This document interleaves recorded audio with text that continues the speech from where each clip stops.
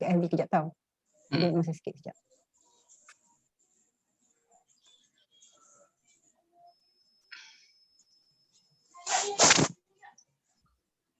Dia minum tak Lin? Tak nak?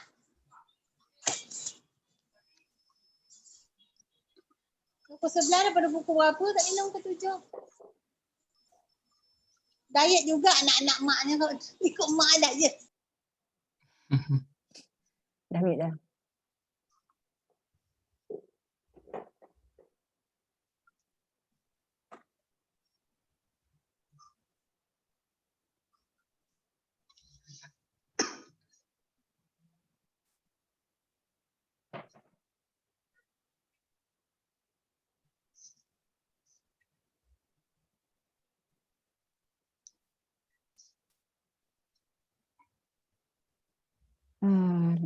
Pagi-pagi ni kadang susah sikit masuk FB. Okay. Line problem Ya.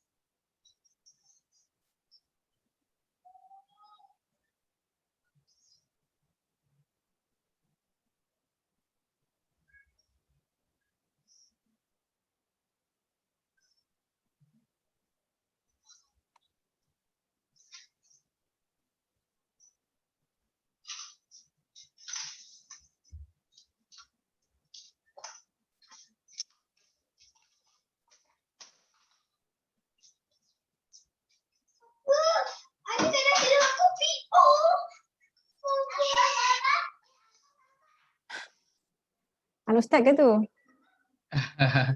Okey.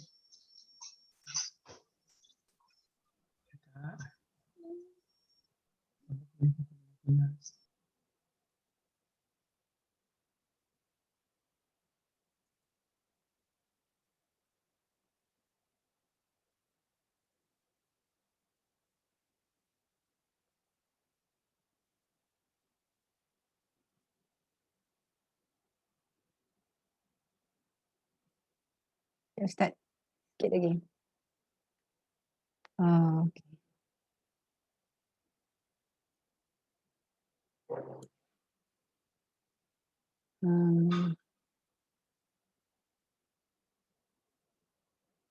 Assalamualaikum Ustaz, Kak Syida, sahabat-sahabat. Waalaikumsalam, Imam. Okey. Boleh mula, Ustaz. Baik. Assalamualaikum warahmatullahi wabarakatuh. Alhamdulillah, salatu wassalamu ala rasulillah, wa man tabi'ahu wa mawalah. Subhanaka la ilma lana illa ma 'allamtana innaka antal alimul hakim. La haula wala quwata illa billah, amma ba'd.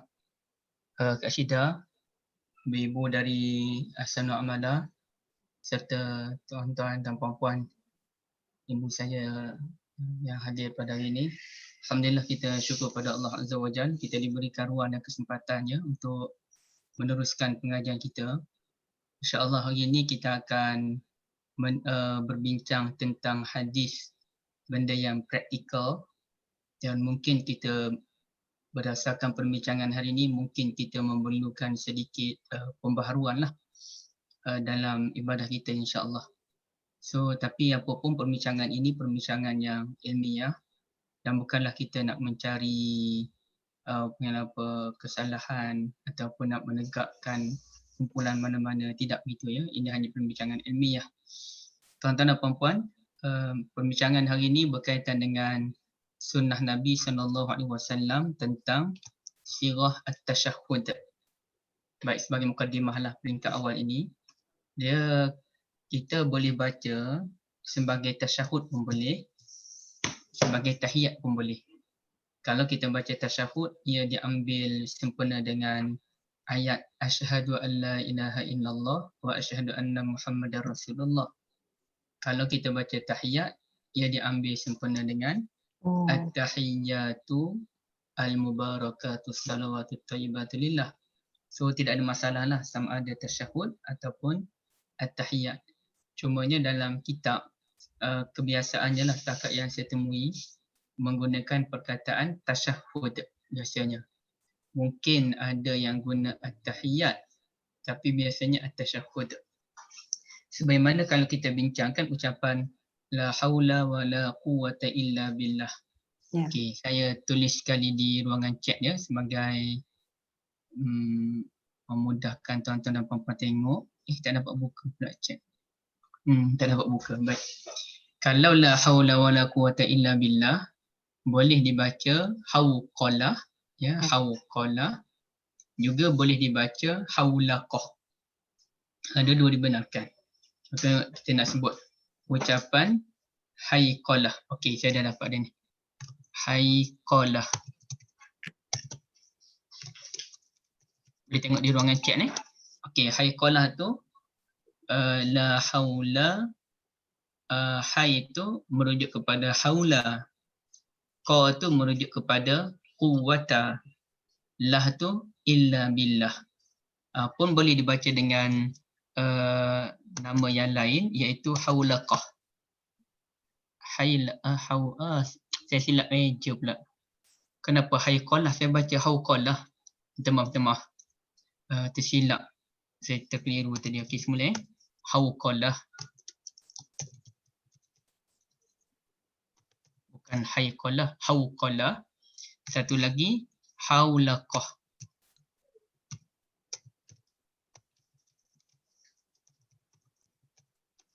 La haula. Okay, kalau qa tu wala quwwata, kalau la tu la haula, la haula. Qa tu quwwata. Baik. Quwwah, qah tu quwwah. So boleh dibaca hauqalah. Alamak, salah eja lagi kat sidanya. Kat atas tu saya minta maaf, salah eja lagi. Hauqalah, haulaqah. Dua-dua boleh baca. Ataupun kalau tuan-tuan dan puan-puan kita nak azan kan, dia ada ucapan hayya 'alas salah, hayya 'alal falah. So ucapan hayya 'alas salah boleh dibaca hay'alah. Kalau dua-dua dipanggil hay'alatan, ya. Itu dipanggil sebagai bahasa singkatan ataupun bahasa rumusan lah. Bagaimana kita sebut bismillah dibaca basmalah. Kalau a'udzubillah dibaca at-ta'awuz, memohon perlindungan. So begitulah dengan kalau tasyahud ni kita nak sebut baca apa? Membaca at-tasyahud. Baik, membaca at-tasyahud. Kalau dalam rukuk kita membaca tasbih. Walaupun dalam rukuk tu ada je unsur yang lain, ada lagi bacaan-bacaan lain memuji Allah, berdoa dan sebagainya. Tapi kita kita menggunakan perkataan bertasbih ketika rukuk, bertasbih ketika sujud, ya. Baik. So dalam perbincangan hari ini kita bincang tentang at-tasyahud. Baik. Tasyahud ini kita maklum bahawa dia ada dua pembahagian. Satu tasyahudil awal, yang kedua tasyahudil akhir. Tasyahud awal itu kalau menurut mazhab kita Syafi'i, ia sunat. Tetapi mengikut mazhab Hambali, kalau tidak silap saya lah, tasyahud awal dianggap sebagai wajib. Cuma wajib dia tu boleh digantikan dengan sujud sahu sekiranya tertinggal. Ya. Sujud sahu jika boleh, jika tertinggal. Dia wajib, tapi kalau tertinggal boleh ganti dengan sujud sahu. Tapi di peringkat mazhab kita menyatakan tasyahudil awal ni sunat. Dan dia punya minimum tasyahudil awal kalau mengikut mazhab kita Syafi'i sampai wa asyhadu anna Muhammadar Rasulullah. Jadi contohnya lah kita tengah baca tasyahudil awal, kemudian imam dah bangun, sedangkan kita baru je baca assalamualaikum, kita baru baca asyhadu an la ilaha illallah, imam dah bangun, maka kita pun tambah wa asyhadu anna Muhammadar Rasulullah, terus kita bangun ke rakaat ketiga bersama dengan imam. Kerana paling kurang kita sampai ke wa asyhadu anna Muhammadar Rasulullah. Apapun ia sunat je. Dan paling tinggi dalam tasyahudil awal ni dia sampai ke Allahumma salli ala Muhammad. Itu paling tinggi menurut majoriti ulama. Tanpa menafikan ada sebahagian ulama membenarkan kita membaca wa ala ali Muhammad. Tetapi pandangan itu tidak kuat. Ya, yang kuat ialah sampai Allahumma salli ala Muhammad. Baik. Bagaimana pula dengan tasyahudil akhir? Tasyahudil akhir ini kalau tidak silap saya minta maaf ya kalau saya silap. Jumhur ulama menyatakan bacaan tasyahudil akhir ini yang wajibnya sampai wa asyhadu anna Muhammadar Rasulullah. Itu yang wajib. Cuma menurut mazhab kita Syafi'i, wajib kita selawat kepada Nabi SAW. Jadi paling kurang sampai Allahumma salli ala Muhammad, paling kurang. Wa ala ali Muhammad tu sunat ya. Paling kurang sampai Allahumma salli ala Muhammad. Baik. Contohnya orang sakit perut sangat dah tak tahan dah, dia pun berhenti Allahumma salli ala Muhammad terus bagi salam pun dah settle dah. Tak, itu paling kurang lah dalam mazhab kita Syafi'i. Kemudiannya kalau kita lihat dalam hadis memang sampai wa asyhadu anna Muhammadar Rasulullah. Mazhab Syafi'i ini dia guna dalil yang lain untuk menyatakan wajib kita selawat kepada Nabi SAW. Dia guna dalil Quran, ya ayyuhallazina amanu sallu alaihi wa sallimu taslima tu. Jadi selawat tu ialah merujuk kepada selawat dalam salat. Baik.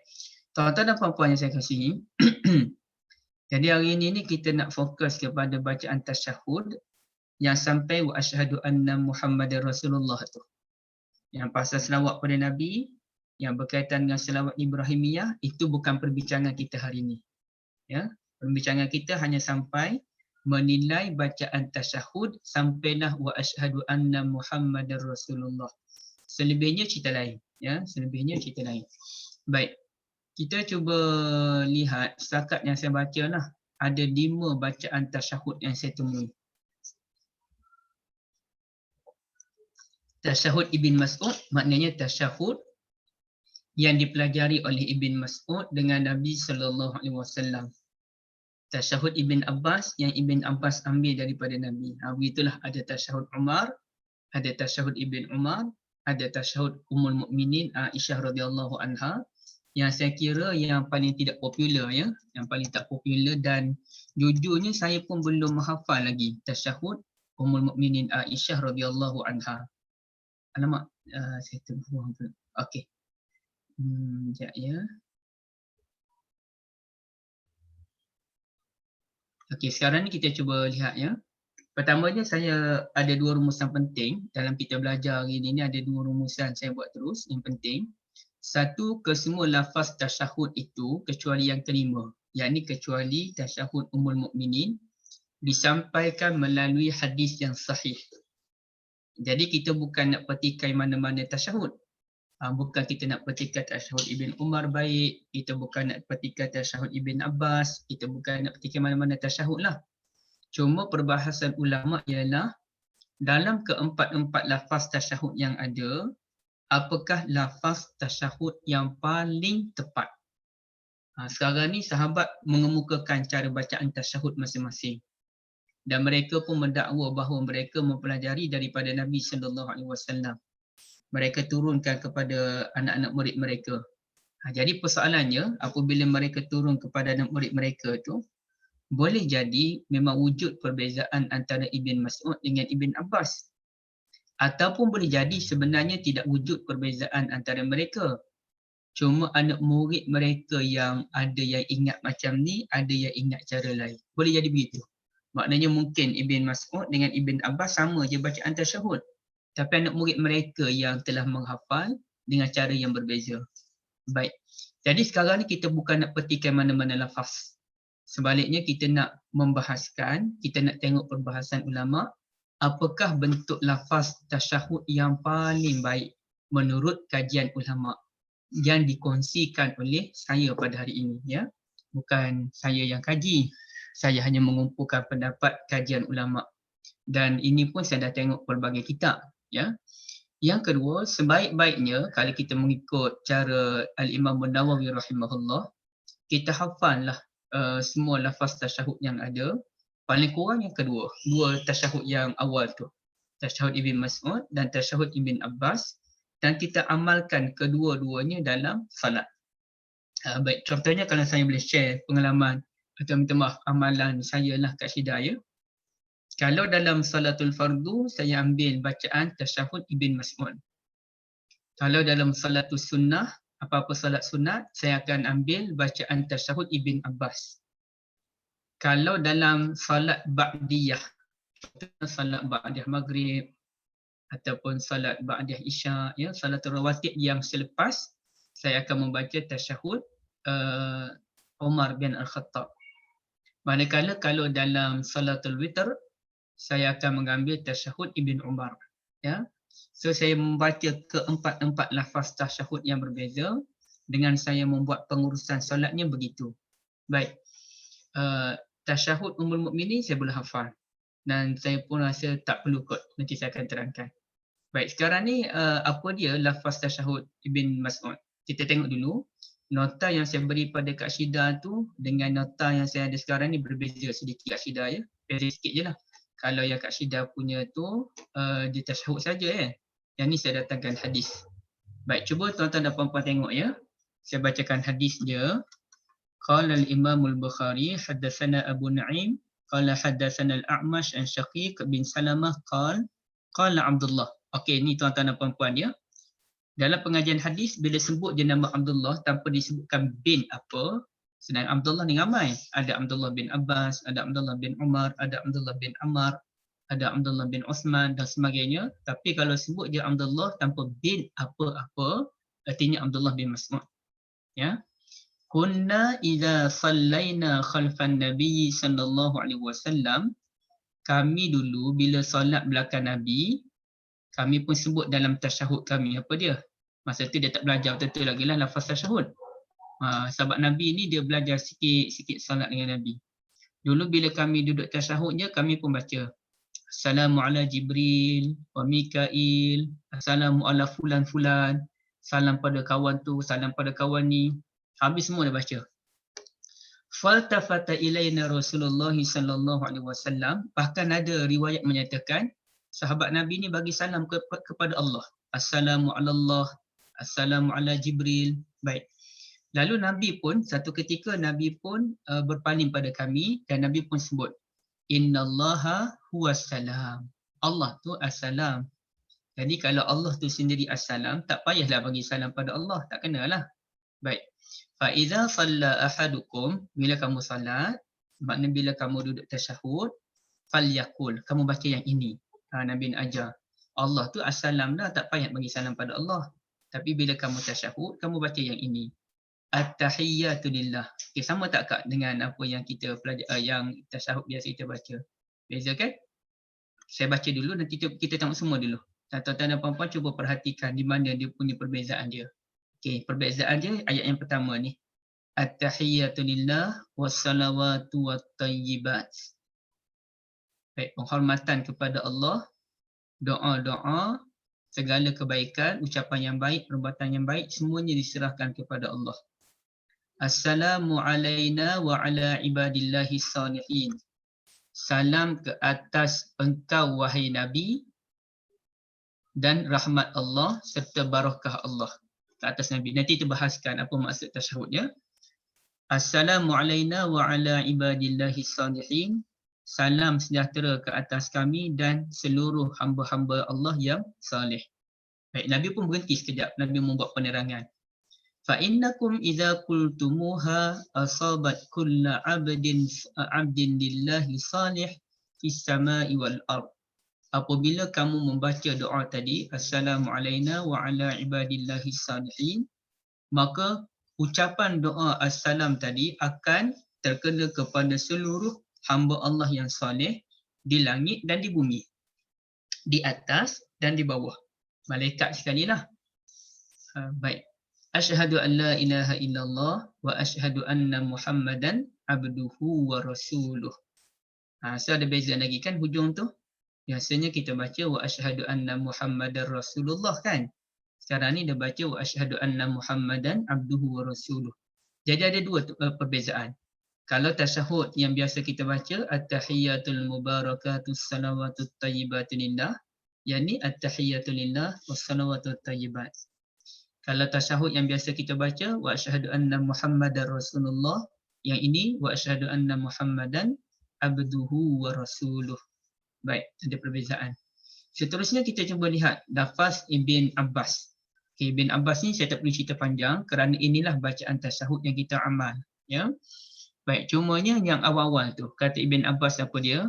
Kana Rasulullah sallallahu alaihi wasallam yu'allimuna tasyahud. Minta maaf. Oh, yang ini satu riwayat. Ada riwayat lain yang saya tak bawa dalam tasyahud Ibn Mas'ud ni. Saya sepatutnya sebab lagi riwayat yang lain. Tak apalah, nanti kita tengok ya, nanti saya betulkan nota ni balik. Rasulullah sallallahu alaihi wasallam mengajarkan kami tasyahud sebagaimana Rasulullah mengajarkan kami surah Al-Quran. Baik. Fakana yaqul, Rasulullah pun ajar bacaan tasyahud samalah dengan apa yang kita duk baca sama ni. Baik.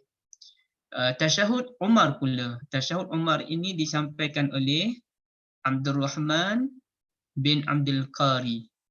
Beliau mendengar sendiri Umar bin Al-Khattab berada atas mimbar mengajar orang ramai tasyahud. Apa kata Umar? Okay, baik, ini tasyahud dia yang mungkin sebahagian besar kita tak pernah mendengar dan tak pernah hafal, tapi mungkin ada kalangan kita yang pernah mendengar dan ada yang hafal ya. At-tahiyyatu lillah, az-zakiyatu lillah, at-tayyibat, as-salawatu lillah. Ada riwayat dia bunyi macam ni, at-tahiyyatu lillah, az-zakiyatu lillah, at-tayyibatu lillah, as-salawatu lillah. Tapi saya hafal yang ini. At-tahiyyatu lillah, at-tahiyyatu lillah, penghormatan untuk Allah, az-zakiyatu lillah, kesucian untuk Allah, at-tayyibat, segala yang baik, as-salawatu lillah, ibadah salat dan doa itu untuk Allah. Assalamualaikum ayuhan Nabi wa rahmatullahi wa barakatuh. Assalamualaikum wa ala ibadillahi salihin. Asyhadu an la ilaha illallah wa asyhadu anna Muhammadan abduhu wa rasuluh. Baik, itu tasyahud tasyahud Umar yang diajarkan oleh Umar atas mimbar kepada orang ramai. Baik, kemudiannya tasyahud Ibn Umar sedikit berbeza dan unik. Ini riwayat Abu Dawud. At-tahiyyatu lillah wassalawatu wat-tayyibat. Okay, sama bentuk dengan tasyahud Ibn Mas'ud. Assalamu alayna wa ala ibadillahi salihin. Assalamu alayna Assalamu alayka ayuhan Nabi rahmatullahi wa barakatuh. Assalamu alayna wa ala ibadillahi salihin. Asyhadu an la ilaha illallah. Ini tambahan dia yang agak unik, iaitu wahdahu la syarikalah. Wa asyhadu anna Muhammadan abduhu wa rasuluh. Ini tasyahud Ibn Umar. Baik, satu lagi kita lihat tasyahud Ummul Mukminin Aisyah radhiyallahu anha. Pelik. At-tahiyyatut thayyibat, as-salawatuz zakiyatu lillah. Jadi dia lain sikitlah. At-tahiyyatut thayyibat, as-salawatuz zakiyatu lillah. Assalamu ala nabi wa rahmatullah. Yang lain assalamu alayka kan? Yang ni dia tak ada alayka, dia terus assalamu ala nabi wa rahmatullahi wa barakatuh. Assalamu alayna wa ala ibadillahi salihin. Asyhadu an la ilaha illallah wa asyhadu anna Muhammadan abduhu wa rasuluh. Jadi yang pelik dari sudut tasyahud Ibn Ummul Mukminin ni, yang permulaan tu pelik sikit bacaan dia. Yang keduanya dia tidak ada alaika. Assalamu ala nabi wa rahmatullahi wa barakatuh. Dan ini merupakan satu perbahasan yang popular kalangan ahli ilmu. Adakah kita membaca Assalamu alayka ayyuhan Nabi ataupun kita membaca Assalamu ala Nabi. Jadi ada ahli ilmu yang telah menukar, diambil lafaz tasyahud Ibn Mas'ud, contohnya ini. Okey, dia ambil yang Ibn Mas'ud punya, tapi kalau sampai ke ayat ini, okey, Assalamu alayka ayyuhan Nabi wa rahmatullahi wa barakatuh, dia tukar kepada Assalamu ala Nabi wa rahmatullahi wa barakatuh. Dia buang perkataan alaika ayyuha. Kenapa alasan mereka? Alasannya kalau alaika ni dia merujuk kepada kita sembang dengan orang yang masih hidup. So kalau kita nak sembang, contohnya Kak Syida. Dan saya sekarang masih hidup kan. Kak Syida pun bagi salam pada saya. Assalamualaikum. Kenapa sebut Assalamualaikum? Kerana saya masih hidup. Tapi bila saya dah tak hidup, saya duduk dalam alam lain, Kak Syida alam lain. Saya tak duduk depan Kak Syida sekarang ni. So takkan Kak Syida nak sebut Assalamualaikum. Maka ditukar kepada Assalamu ala dzil khair sebagai contoh. So begitulah. Maka ada sahabat Nabi ni, apabila Nabi SAW meninggal dunia, kami pun menukar Assalamualaikum ayyuhan Nabi kepada Assalamualaikum Nabi warahmatullahi wabarakatuh. Namun jumhurul ulama tidak setuju, sebaliknya dikekalkan kerana itu yang diajarkan oleh Nabi, maka kita kekalkan. Tidak ada satu pun kenyataan Nabi yang berbunyi apabila saya meninggal kelak, kamu tukarlah. Ya, kamu tukar kepada bacaan yang lain. Jadi sekarang ni tidak ada satu kenyataan tersebut. Apalagi jumhur ulama tidak bersetuju untuk menukar kepada ala Nabi warahmatullahi wabarakatuh. Tetapi sesiapa yang nak tukar silakan. Itu ialah pandangan masing-masing. Ya, itu adalah pandangan masing-masing. Tak ada masalah pun. Baik, sekarang ni kita akan lihat dahulu bermula dengan penilaian tasyahud Ibn Abbas dulu. Saya nak lastkan ni baru kita masuk tasyahud Ibn Mas'ud. Okey, pandangan kedua. Pandangan kedua menyatakan tasyahud Ibn Abbas radhiyallahu anhuma yang terbaik. Ini pilihan Imam Syafi'i, mazhab Syafi'i dan juga sebahagian ulama Malikiyah. Bukan Imam Syafi'i lah, mazhab Syafi'i itu sendiri. Ya, mazhab Syafi'i dan juga sebahagian ulama Malikiyah memilih tasyahud Ibn Abbas radhiyallahu anhuma. Apa hujah mereka, tuan-tuan dan puan-puan sekalian ya? Hujah mereka paling kurang ada 3 yang saya temui. Saya minta maaf lah, kot-kot ada lagi hujah yang lain yang saya tak nyatakan ya. Satunya ada tambahan mubarakah. Oh, minta maaf. Lebih baik kalau kita minta maaf. Sekejap ya, ada orang datang. Sekejap je.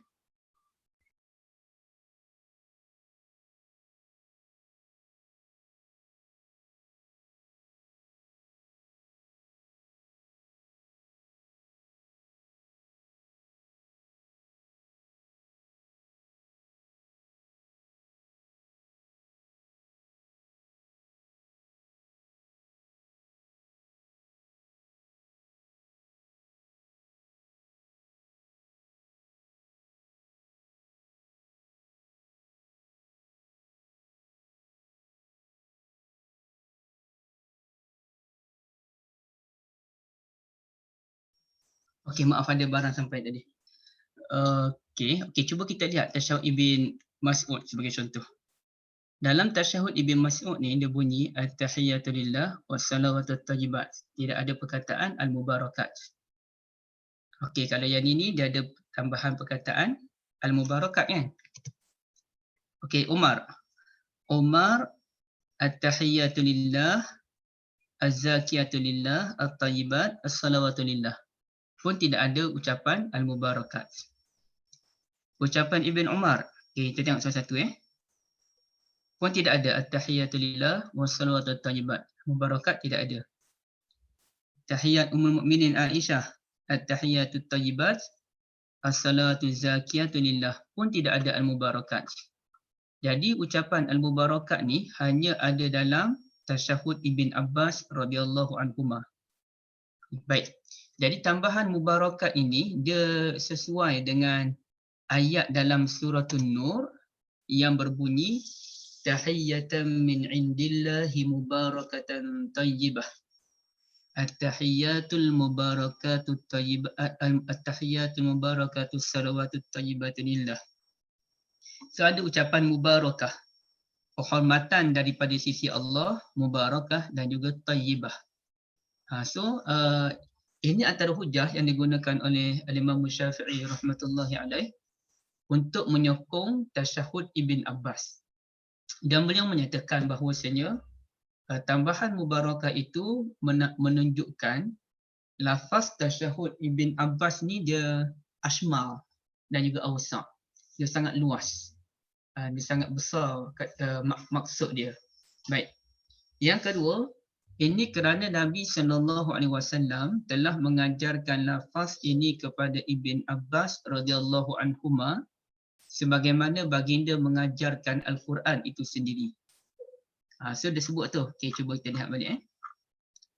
Ibn Abbas sebut, kana Rasulullah SAW, Rasulullah ni yu'allimuna tasyahud, mengajarkan kami tasyahud kama yu'allimuna surata minal Qur'an. Sebagaimana Rasulullah mengajar kami mana-mana surah dalam Al-Quran. Sebagaimana Rasulullah mengajarkan kami Quran lah. So, maknanya menunjukkan bersungguhnya Rasulullah dan telitinya Rasulullah mengajarkan lafaz ini kepada Ibn Abbas radhiyallahu anhuma. Baik. Hujah yang ketiga, Ibn Abbas dengan Ibn Mas'ud ni mana yang lebih muda, mana yang lebih tua? Ibn Mas'ud lebih tua daripada Ibn Abbas. Ibn Mas'ud ni dia masa dia duduk di Mekah tu dia dah besar dah. Dan beliau hijrah ke Habsyah. Orang yang hijrah ke Habsyah ni dia terbahagi kepada dua kumpulan. Satu yang balik awal, satu yang balik lambat. Yang balik lambat tu dia balik pada tahun ke-7 hijrah. Antaranya seperti Ja'far bin Abi Talib dan juga Asma binti Umais dan ramai lagi radhiyallahu anhum balik pada tahun ke-7 hijrah. Ketika Nabi SAW baru menang perang Khaybar. Baik. Tetapi ada sekumpulan orang yang hijrah ke Habsyah ni balik awal. Maknanya pada awal-awal Nabi hijrah ke Madinah tu, dia dah hijrah ke Madinah. Ya, dia hijrah ke Habsyah, kemudian dapat maklumat Nabi hijrah ke Madinah. Mereka pun hijrah ke Madinah pada tahun yang awal. Antaranya Ibn Mas'ud. Dan Ibn Mas'ud sempat berperang Badar. Bahkan beliau yang membunuh Abu Jahal. Ya. Baik. Jadi Ibn Mas'ud dia kemungkinannya dia belajar tasyahud tu peringkat awal. Manakala Ibn Abbas ni dia lambat. Dia budak lagi. Dia meninggal pun masa tu Nabi meninggal masa beliau berumur dalam belasan tahun. Saya lupa dah berapa belas. Ya, dalam 17 18 macam itulah. Saya lupa dah, saya dah kira dah ataupun 21 macam tu. Saya tak ingat ya, tapi muda lagi. Jadi ada kemungkinan Ibn Abbas radhiyallahu anhuma ni dia belajar lafaz tasyahud terkemudian daripada Ibn Mas'ud. Ibn Mas'ud ni dia belajar awal, yang kawan ni belajar lambat. So ilmu yang disampaikan oleh Nabi SAW yang terakhir lebih valid dibandingkan dengan ilmu yang diajarkan oleh Nabi pada peringkat awal. Kerana ada kemungkinan mula-mula Nabi amal yang itu, kemudian berdasarkan ilmu keimanan Nabi makin meningkat, wahyu turun pada Nabi pun makin banyak, maka ada beberapa amalan tu Nabi dah tukar balik. Sebagaimana syariat pun ada berlaku pertukaran sesuai dengan peredaran zaman.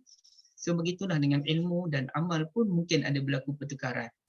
So tasyahud Ibn Abbas ni yang terkini, yang latest. Manakala Ibn Mas'ud ni yang lambat. Baik. Itu antara hujah lah yang digunakan untuk menyokong tasyahud Abdullah bin Abbas radhiyallahu anhuma. Tapi dia ada satu masalah tuan-tuan dan puan-puan sekalian. Masalahnya ialah apabila kita meneliti tasyahud Ibn Abbas ini, sebagaimana saya nyatakan tadilah, mungkin Ibn Abbas hafalnya begini. Kemudian dia sampaikan kepada ramai anak murid dia sampai kepada anak murid yang lain, kemudian disampaikan lagi pada yang lain. Maka ada anak murid dia riwayat begini, ada anak murid dia riwayat macam ni. Artinya, lafaz tasyahud Ibn Abbas ini, dia tidak disampaikan dengan satu bentuk lafaz dia. Dia ada bentuk lafaz yang lain pula. Sebagai contoh, kalau kita lihat dalam apa dia? Astagfirullah, saya lupa. Saya lupa nak sebut ini dalam kitab mana. Kitab Sunan Abi Daud ke ataupun kitab Jami' Tirmizi. Saya minta maaf tuan-tuan, saya kena cek balik dan notan ni pun kena betulkan balik. Sebagai contoh, kalau dalam tasyahud Ibn Abbas yang dibaca Assalamu alayka ayyuhan nabi dan juga Assalamu alayna wa ala ibadillahi salihin, dalam riwayat yang lain dibaca salam sahaja, bukannya assalam. Salamun alayka ayyuhan nabi wa rahmatullahi wa barakatuh. Salamun alayna wa ala ibadillahi salihin. Bukannya assalam. Artinya, lafaz yang diajarkan oleh Ibn Abbas tidak kekal sebagaimana satu bentuk sahaja mengikut periwayatan anak-anak murid beliau. So, di situ dah telah menunjukkan kekuatan tasyahud Ibn Abbas sedikit tergugat. Ya? Kekuatan tasyahud Ibn Abbas sedikit tergugat kerana wujudnya bentuk yang lain. Baik. Itu tasyahud Ibn Abbas. Tuan-tuan dan puan-puan, jika ada yang tak clear, boleh tanya terus ataupun boleh tanya di ruangan chat yang ada ya. Saya pun tak kempen kelas hari ni sebab ini perbincangan tertutup je. Siapa yang nak, dia boleh join gitu. Pandangan ketiga. Imam Malik rahmatullahi alaih bin Anas memilih tasyahud Umar bin Al-Khattab radhiyallahu an atas hujjah. Beliau telah membaca lafaz tasyahud ini di atas mimbar. Okey, cuba kita lihat ya. Balik hadis ini riwayat Muwatta Imam Malik.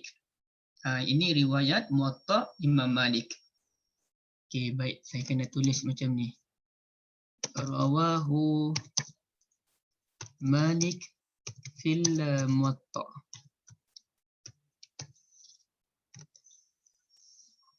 Annahu sami'a Umar bin Al-Khattab radhiyallahu an wa huwa 'ala al-mimbar yu'allimun nas at-tashahhud.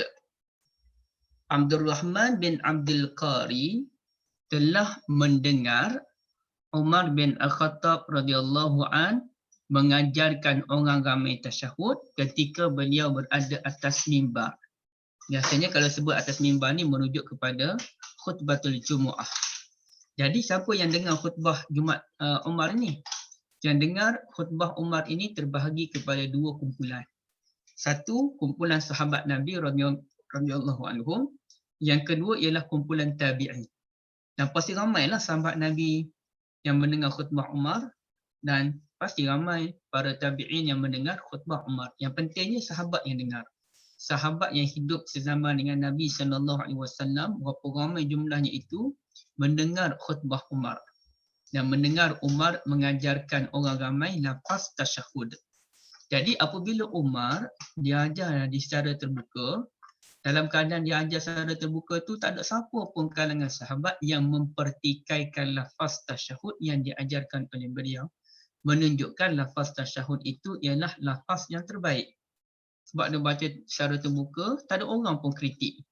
Bila tak ada orang kritik dan orang pun kata Umar Amirul Mukminin, saya belajar dengan Nabi macam ni lafaz tasyahudnya. Tak ada pun yang mempertikaikan Umar bin Al-Khattab. Okey, baik. Masalahnya ialah Umar radhiyallahu an tidak pula mengaitkan lafaz ini daripada Nabi SAW. Dia tak sebut saya belajar dengan Nabi ataupun Nabi mengajarkan kepada kami. Nah, dia tak sebut begitu. Maknanya dia sendiri. Jadi kemungkinan itu ialah lafaz yang dimaklumi oleh Umar tetapi bukannya valid datang daripada Nabi SAW. Selain daripada itu, kebanyakan ahli ilmu terutamanya pengkaji hadis tidak menerima lafaz ini. Dalam bab ini kita kena terima kajian ulama hadis lah. Bukan kajian ulama fikih, bukan. Bukan kajian ulama dalam bidang ilmu kalam ataupun ilmu akidah. Ini bukan bidang mereka. Ini bidang ulama hadis. So kebanyakan ulama hadis, bukan kebanyakan, bahkan boleh dikatakan mungkin ya kebanyakan ataupun hampir semua ulama hadis tidak menerima lafaz ini. Dan sebenarnya tuan-tuan dan puan-puan, tidak mustahil bahawa tidak ada orang mengkritik Umar kerana situasinya mungkin itu ialah khutbah Jumaat. Jadi untuk bincang benda macam ni di tempat dalam khutbah Jumaat ialah tempat yang tidak sesuai. Tempat yang tidak sesuai. Selain daripada Umar ini terkenal dengan tegas dia, jadi rugilah kalau nak debat pun ia akan macam-macam benda lagi timbul.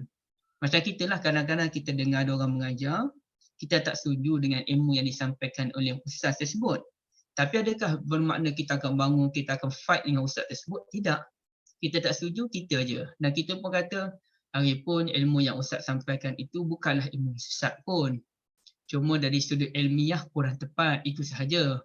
So kita pun diamkan kerana tidak mahu menjadikan masalah itu meleret-leret. Baik. Tasyahud Ibn Umar radhiyallahu anhuma pula yang paling ketara dia ada tambahan wahdahu la syarikalah, kan? Okey, cuba kita lihat balik.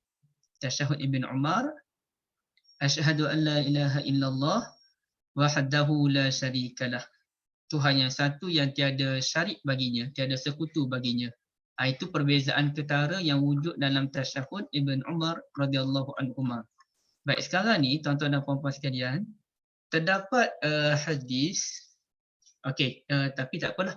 Saya baca teruslah yang Ibn Hajar sebut. Al-Hafiz Ibn Hajar radhiyallahu rahmatullahi alaih menyatakan,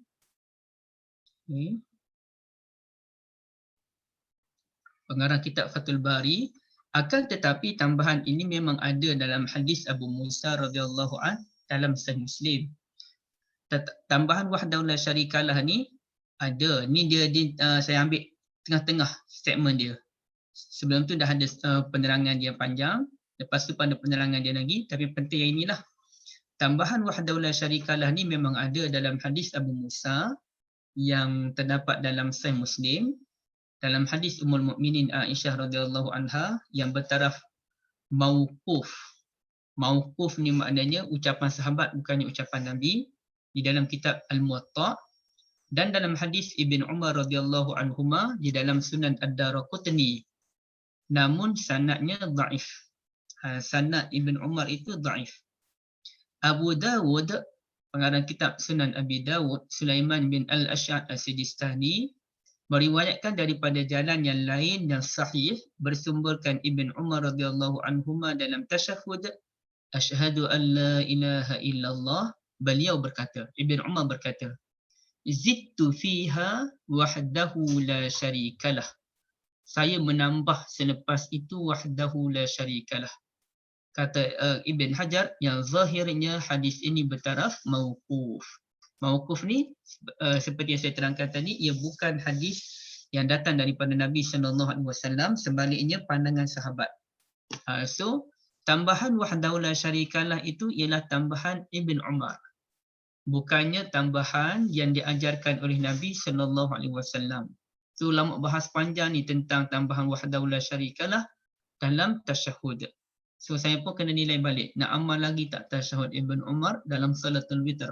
Nampak gaya tak boleh amal lah, sebab dia tidak kuat datang daripada Nabi SAW. Yang kuatnya tidak ada wahdahu la syarikalah. Baik, ini perbahasan panjang, boleh lihat di sinilah. Baik, sekarang ni kita akan lihat lafaz tasyahud Ibn Mas'ud pula. Sengaja saya ke belakang sikit sebab dia panjang sikit. Imam Abu Hanifah, Imam Ahmad bin Hanbal, Ibn Hazm dan juga jumhurul ulama dan ahlul hadis. Mana ini pandangan jumhur ulama fikih, ahlul hadis, memilih tasyahud yang disampaikan oleh Ibn Mas'ud radhiyallahu an. Baik, apa hujah mereka? Satu, perawi-perawi hadis ini telah meriwayatkan hadis ini dengan sangat teliti dan langsung tidak berlaku perubahan walaupun pada satu huruf. Ibn Mas'ud ni dia ajar anak-anak murid dia lafaz tasyahud yang beliau pelajari daripada Nabi SAW. Kemudian anak murid dia ajar pada yang lain, turun kepada tabi'in, tabi'in, turun. Langsung tidak berlaku perubahan pada lafaz walaupun sedikit. Tidak seperti mana tasyahud Ibn Abbas. Tasyahud Ibn Abbas yang dibaca Assalamu alayka ayyuhan Nabi, ada riwayat lain tidak baca Assalamu tapi baca Salamu tanpa alif lam. Berlaku perubahan. Ya, bila berlaku perubahan, itu menunjukkan hadis itu tidak kuat. Tapi kalau hadis yang ini, riwayat Ibn Mas'ud langsung tidak berlaku perubahan walaupun satu huruf, menurut riwayat-riwayat yang pelbagai daripada pelbagai anak murid Ibn Mas'ud radhiyallahu anhu. Baik, satu. Yang kedua, tapi saya minta maaf, yang ni dalam hadis ini tidak ada.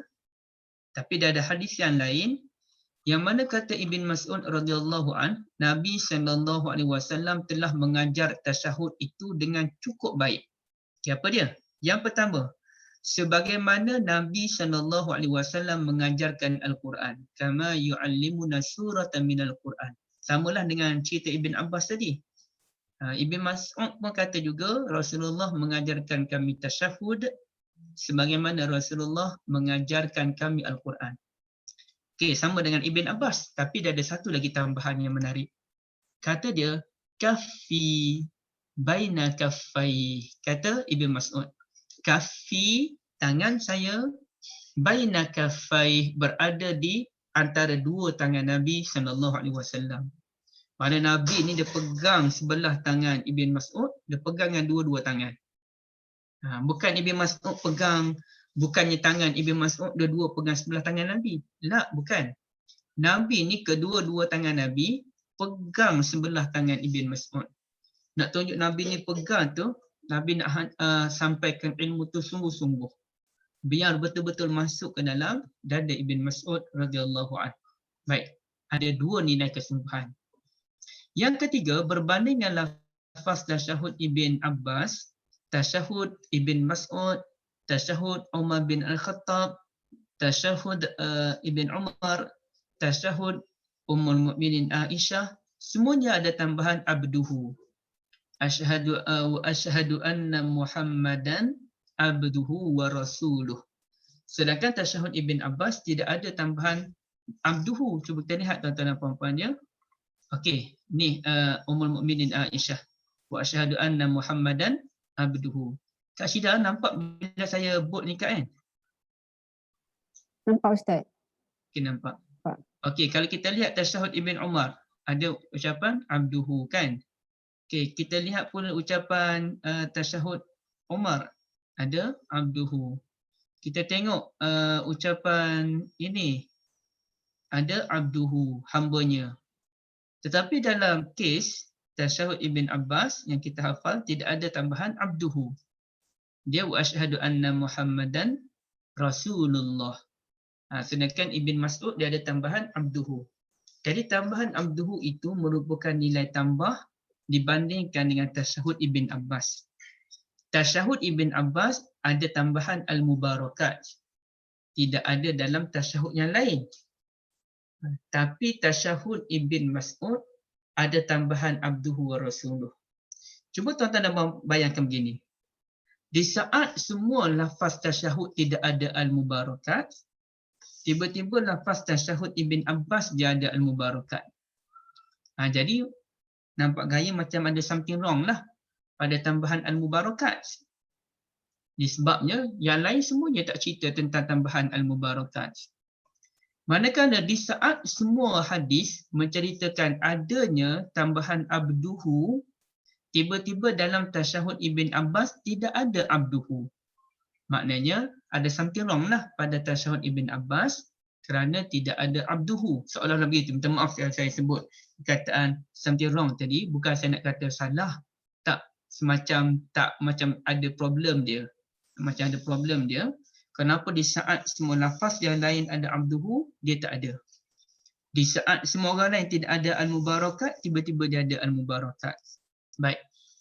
Apa lagi? Menurut Al-Hafiz Ibn Hajar yang turut memilih tasyahud ini. Beliau menyatakan, hadis tasyahud Ibn Mas'ud ada disebutkan dalam dua kitab yang paling sahih, iaitu Sahihul Bukhari dan Sahih Muslim. Berbeza dengan tasyahud Ibn Abbas yang ada dalam kitab Sahih Muslim tetapi tidak ada dalam Bukhari. Kita maklum kitab hadis yang paling tinggi kedudukan Bukhari. Yang kedua baru Muslim. Kalau hadis itu ada dalam Bukhari dan Muslim, lagi tinggi kedudukan. Maknanya paling tinggi gabungan. Hadis tu dalam Bukhari ada, dalam Muslim pun ada. Sahih. Baik. Yang kedua, hadis itu hanya ada dalam Bukhari. Yang ketiga, hadis itu hanya ada dalam Muslim. Kalau hadis yang menceritakan tasyahud Ibn Mas'ud, dia ada dalam kedua-dua kitab, Bukhari dan juga Muslim. Muttafaqun alaih. Ya. Tetapi, kalau riwayat Muslim, riwayat tasyahud riwayat Ibn Abbas, ia hanya ada dalam Sahih Muslim. Tidak ada dalam Bukhari. Baik, menurut Al-Bazzar, seorang ulama dalam bidang hadis, tasyahud Ibn Mas'ud radhiyallahu anhu menjadi pilihan disebabkan apa? Satu, telah diriwayatkan lebih daripada 20 jalan periwayatan hadis. Anak murid Ibn Mas'ud ni ada lebih 20 riwayat, duk cerita. Semuanya menceritakan tentang tasyahud Ibn Mas'ud tanpa berlaku satu perubahan lafaz pun. Baik. Yang kedua, menurut kajian ulama hadis, isnad. Isnad ni maknanya periwayatan hadis itulah. Contohnya saya dengar cerita ni daripada Kak Syida. Kak Syida dapat cerita ni daripada Kak Suraya. Kak Suraya dapat cerita ni daripada Puan Rozimah. Puan Rozimah dapat cerita ni daripada Puan Rozana. Puan Rozana dapat cerita ni daripada Puan Gayah. Baik. Itu dipanggil isnad. Saya ambil daripada Kak Syida ambil daripada Kak Su ambil daripada Kak Rozimah ambil daripada Puan Rozana ambil daripada Puan Gayah tadi. Itu dipanggil isnad. Maknanya jalan dari mana kita ambil cerita tersebut. So jalan Imam Bukhari ambil hadis daripada tok guru dia, ambil daripada tok guru dia sampai kepada Ibn Mas'ud, sampai kepada Nabi SAW, itu dianggap isnad ataupun sanad yang paling sahih, yang paling kuat dibandingkan dengan lafaz-lafaz tasyahud yang lain. Baik. Selain daripada itu, kata Al-Bazzar, perawi-perawi hadis tasyahud ini juga merupakan perawi-perawi yang masyhur, ya, perawi-perawi yang masyhur yang mempunyai kekuatan yang tersendiri. Contohnya Imam Bukhari ambil daripada Abu Nu'aim. Abu Nu'aim ni tok guru dia belajar daripada A'mash ataupun namanya Sulaiman bin Mihran. Siapa tak kenal dalam dunia hadis? Amat terkenal. Dia ambil daripada Syaqiq, seorang tabi'i. Syaqiq dia ambil daripada Abdullah bin Mas'ud. Mana semua perawi-perawi hadis ini merupakan ashhurir ruwah ataupun ashhurir rijal. Perawi-perawi yang mempunyai kedudukan yang tinggi. So semalam saya pun dengan kupasannya panjang lagi tuan-tuan dan puan-puan sekalian, tapi takkan saya nak sediakan semua, saya nak sebutkan semua benda. Ada terlalu panjang pula. So saya pun tengok semalam ni kupasan daripada Al-Mubarakfuri. Pengarah kitab Tuhfatul Ahwazi, Syarah Jami' Tirmizi. Beliau menyatakan tidak syak lagi bahawa tasyahud Ibn Mas'ud radhiyallahu an ialah lafaz yang terbaik berbanding tasyahud-tasyahud yang lain. Fal akhzu bihi aula, katanya. Maka beramal dengan lafaz tasyahud Ibn Mas'ud radhiyallahu an lebih utama. Allah Allah. Itulah Kak Syida kita punya pembentangannya. Kita Baik, buka perbincangan. Silakan, fadhal. Masalahnya kan kita ni baru hari ni kami dengar yang ada Ibn Mas'ud punya talak kat Syida lah kan. Hanya sayanglah tak beramalkan dengan benda ni kan, yang kita dah amal yang selalu tu. Maksudnya tak kuatlah dia punya hujah dia kan, tak kuatlah dia punya apa, kalau kita nak beramalnya kan. Kuat juga Kak, kuat. Dia Tapi panggil gini Kak. Dia bukan okey. soal kuat ataupun tidak kuat. Dia soalnya Okey. mana lebih kuat antara dua benda yang kuat. Dalam 5 lafaz tasyahud ni, kalau kita nak shortlist, tasyahud Ibn Abbas dan tasyahud Ibn Mas'ud lah yang paling tinggi, yang paling top.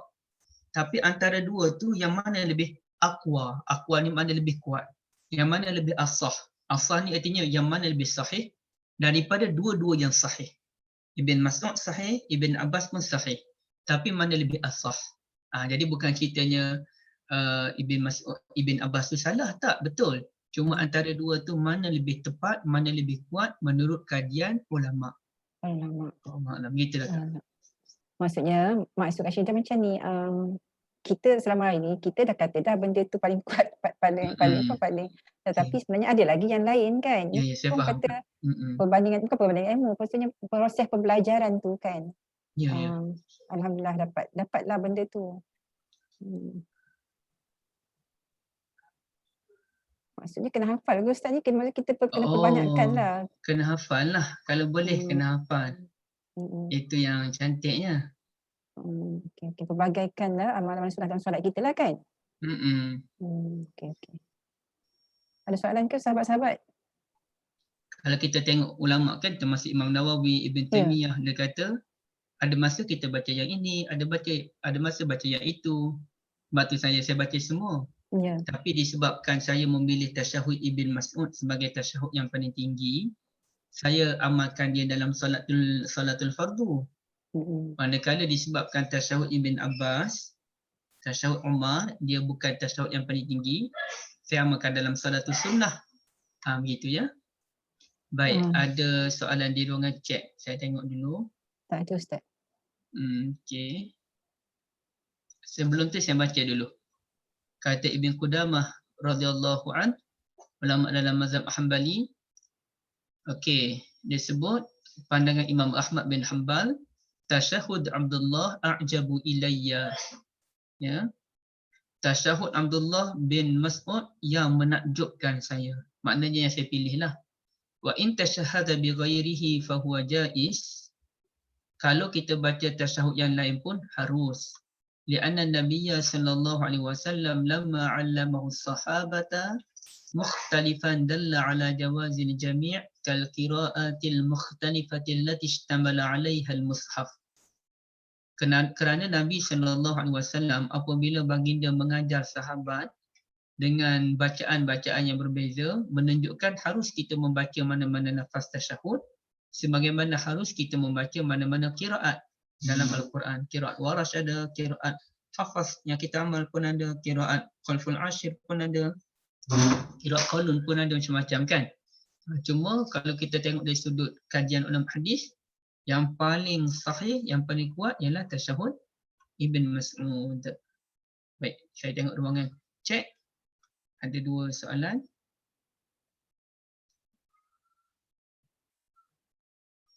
Sekejap tak dapat buka pula cek tu.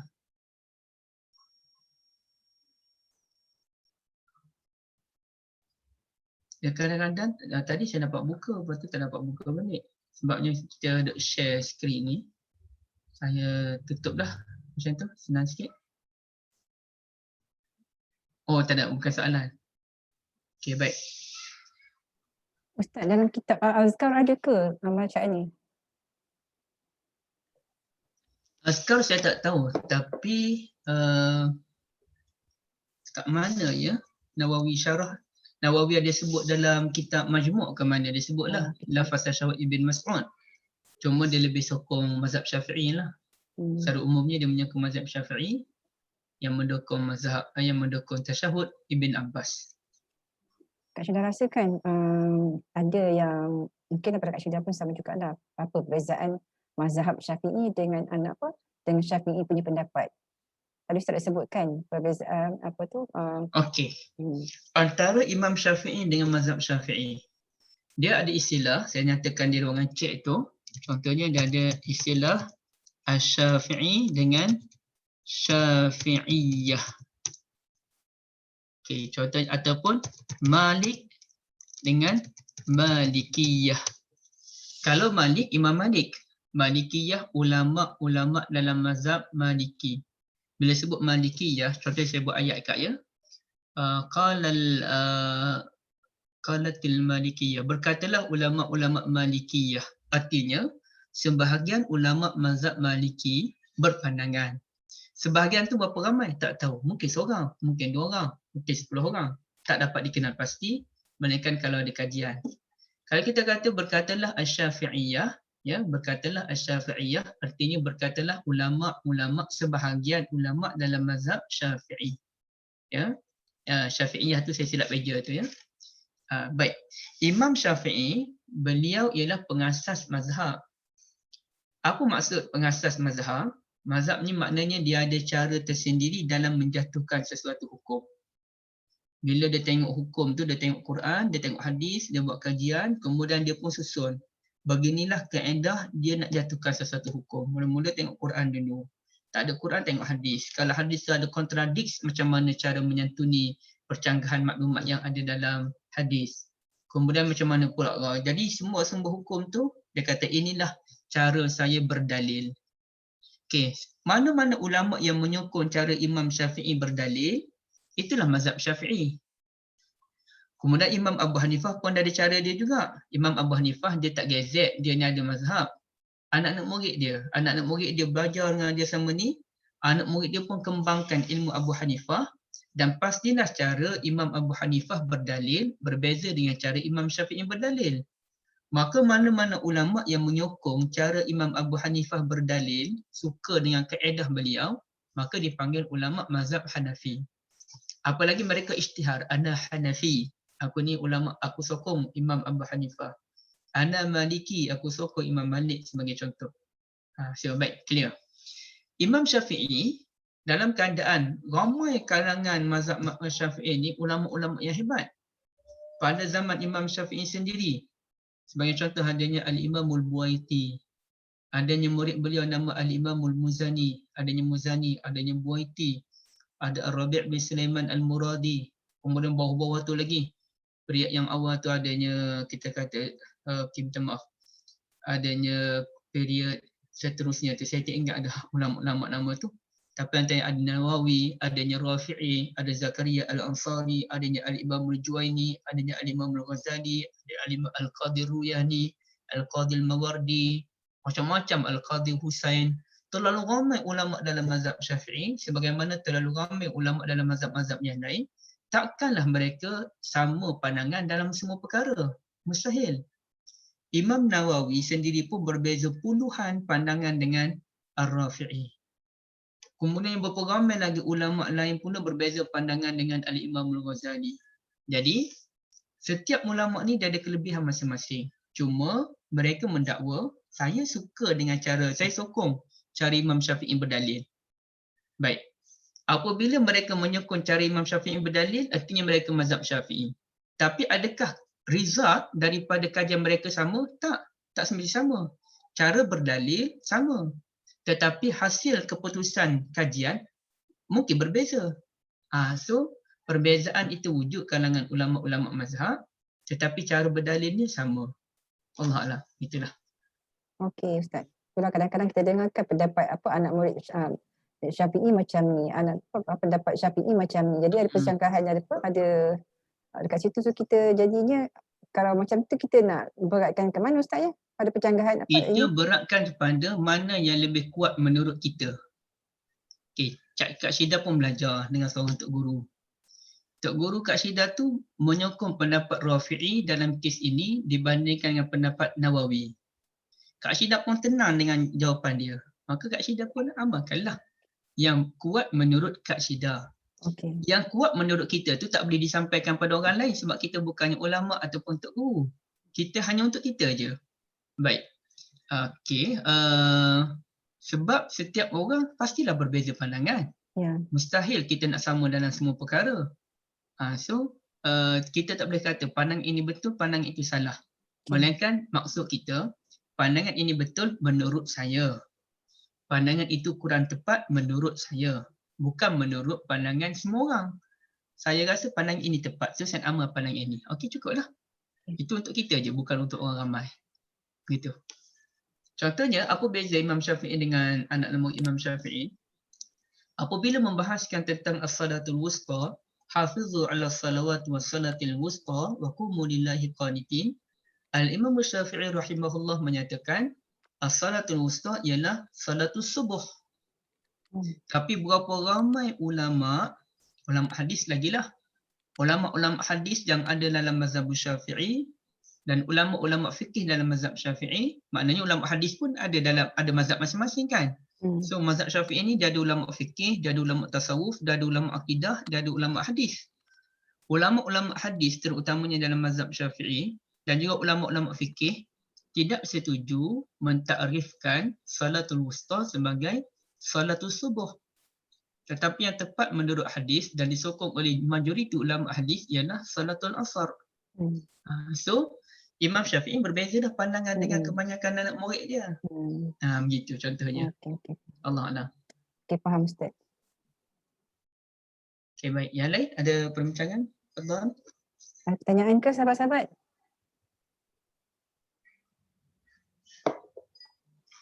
Jika ada rasa kepelikan ke apa ke, boleh tanya pada Ustaz. Ustaz akan jelaskan kat sini. Saya nak tanya. Tak ada kot Ustaz. Puan Maimun ada? Puan Maimun? Ada rasanya kot. Kak Mun. Puan Maimun? Ada. Okey. Kalau tak ada soalan, kita pergi sikit perbincangan tentang tasyahud tu kan. Ya, boleh saya Ustaz. ambil balik. Okey, cuba kita lihat bila tasyahud Ibn Mas'ud tu dah ada sebut perkataan ini. Assalamu alayna wa ala ibadillahi salihin. Sorry, sebelum tu kita cuba faham dulu dia punya maksud ni. Kita mula sini dulu. At-tahiyyatu lillah, segala penghormatan untuk Allah. Wassalawatu boleh membawa dua maksud. Satu, solat merangkumi salatul fardu dan salatul sunnah.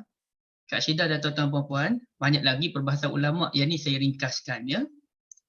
As-salawatu pun panjang ulama bahas. Ini ringkas je. As-salawatu merujuk kepada solat sama ada fardu dan sunat dan juga doa. Kerana doa ni dipanggil salat. Kan kita sebut as-salatu ala nabi, doa kepada Nabi sallallahu alaihi wasallam. At-tayyibat ialah benda-benda yang baik ataupun benda-benda yang suci, ya. Apa benda-benda yang baik yang suci itu? Yakni at-tayyibat minal qawli wal fi'li.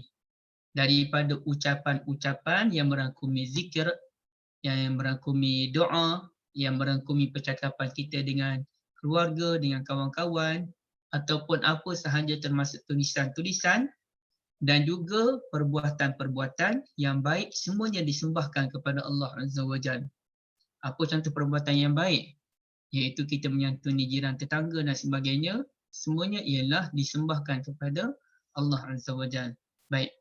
Satu, bila kita baca Assalamualaikum ayyuhan Nabi wa rahmatullahi wa barakatuh. Okay, tuan-tuan dan puan-puan perasan tak?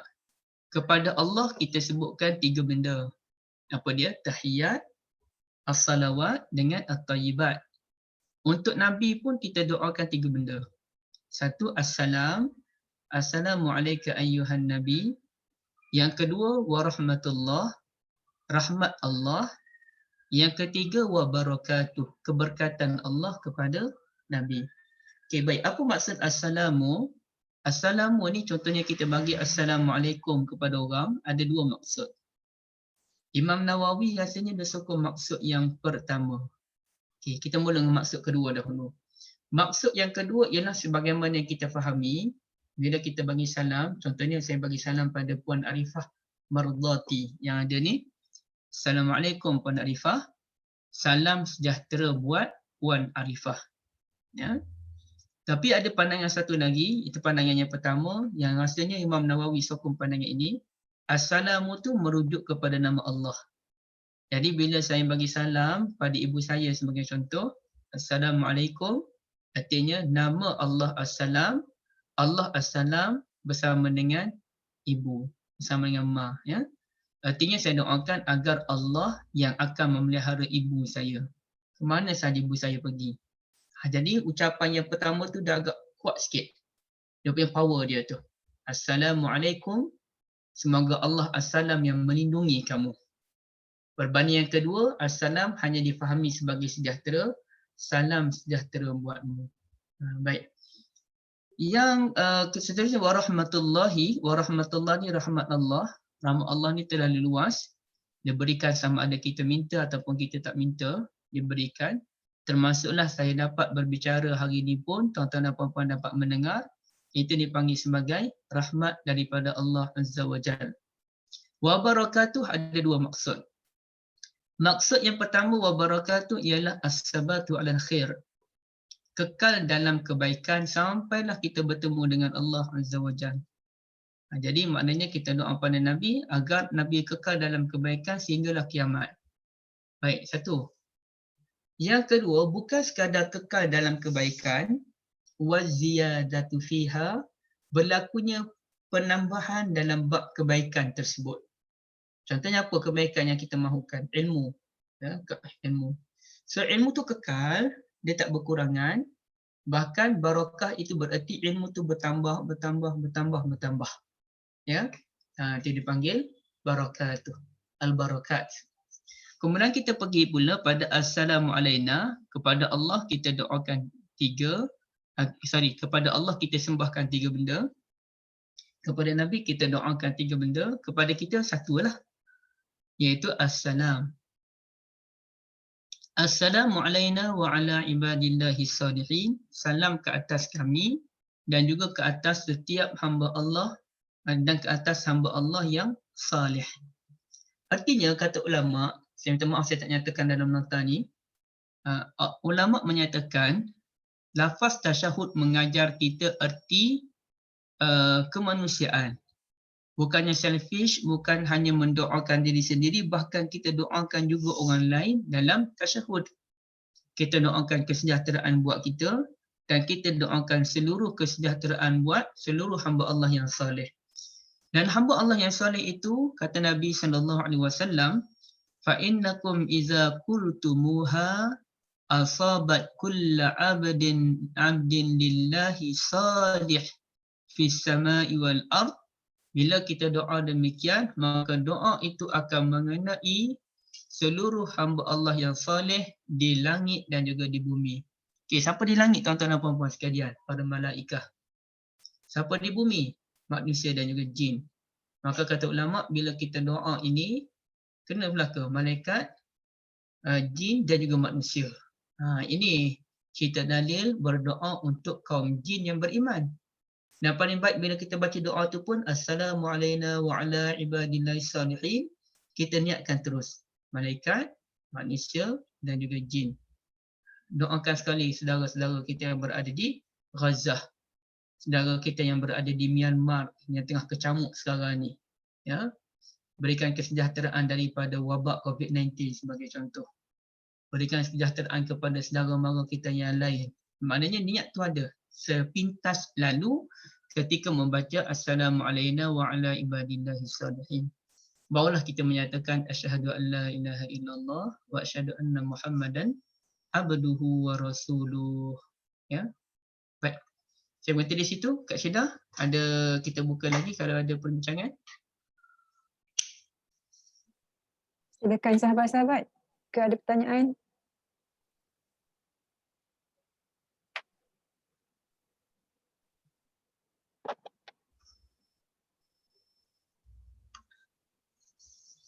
Lepas tu baru kita baca salawat Ustaz. Ustaz tak bincang pasal salawat ya pagi ni? Tak bincang. Lepas tu kita baca selawat lah. Sampailah selawat Ibrahimiyah. Innaka hamidum majid.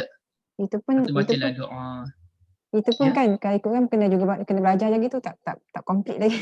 Tak penuh lagi ilmu dia. Dia ada penilaian pula terhadap apakah dia lafaz tasyahud, apakah lafaz selawat Ibrahimiyah yang ada dalam hadis Nabi SAW. Tapi dia bukan, sebab benda tu dia pelbagai. Contohnya betul tak tuan-tuan dan puan-puan dengar saya baca ya? Betul tak inilah bacaan selawat Ibrahimiyah yang tuan-tuan dan puan-puan amal. Kama Allahumma salli ala Muhammad wa ala ali Muhammad kama sallaita ala Ibrahim wa ala ali Ibrahim wa barik ala Muhammad wa ala ali Muhammad kama barakta ala Ibrahim wa ala ali Ibrahim innaka hamidum fil alamin innaka hamidum majid. Kak Syida sama ke dengan bacaan Kak Syida? InsyaAllah sama Ustaz. Sama. Okey, saya nak tanya seorang lagi. Siapa yang boleh? Saya baru nak sebut nama Puan Nur Ifah. Terus respon kat situ. Kak Arus ada? Kak Arus? Kak Arus tak nampak nama Saya dia. nampak nama Kak Arus ni.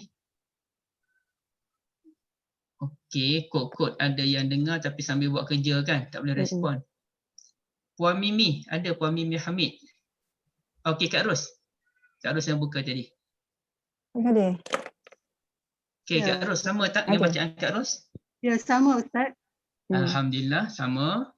Kak Arus pun sama ni amal tasyahud Ibn Abbas ke Ibn Mas'ud? Nampak macam Ibn Abbas Ustaz. Ibn Abbas. Ya. Okay, boleh hafal tak tasyahud Ibn Mas'ud? Rasanya belum hafal. Boleh hafal Kak Boleh insya-Allah boleh. Boleh sekejap je sambil-sambil lipat-lipat baju tu. InsyaAllah. Kena hafal ni. InsyaAllah. Puan Sutina. Puan Sutina ada?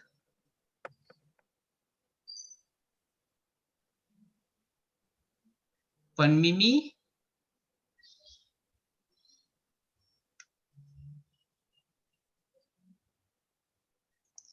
Okey, tak ada. Takkan saya nak panggil mak saya pula. Terkejut pula nanti. Okey. Puan Salmiah?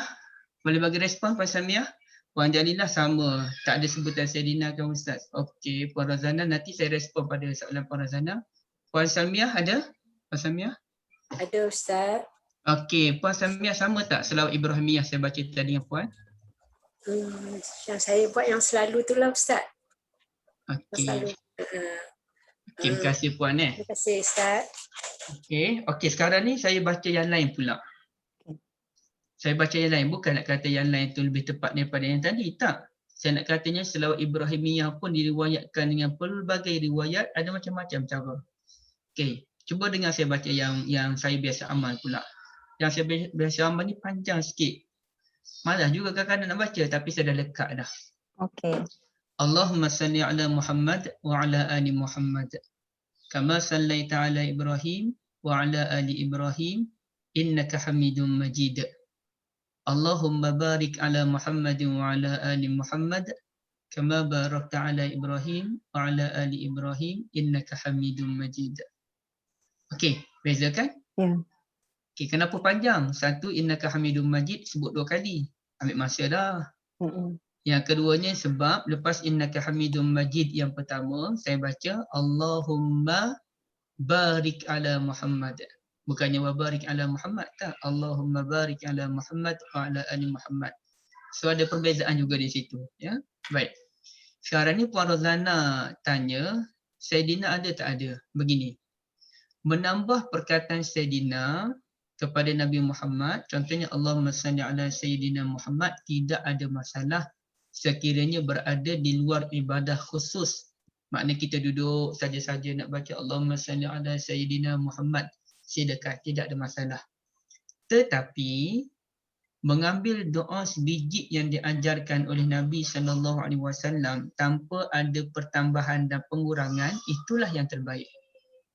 Nabi sebut tak Sayyidina dalam hadis? Tak ada, takkan jumpa pun. Nabi sebut Allahumma salli ala Muhammad wa ala ali Muhammad tanpa ada Sayyidina. Kama sallaita ala Ibrahim, bukannya kama sallaita ala Sayyidina Ibrahim. Tuan-tuan dan puan-puan, jangan pula sebab setengah orang dia suka kata begini, oh kalau tak ada Sayyidina tu jangan Wahabi. Okey, apa salah kami sebut Sayyidina? Sekarang ni bukan isu salah tak salah sebut Sayyidina. Kita tinggalkan perbincangan itu. Tinggalkan perbincangan apakah salahnya kami sebut Sayyidina.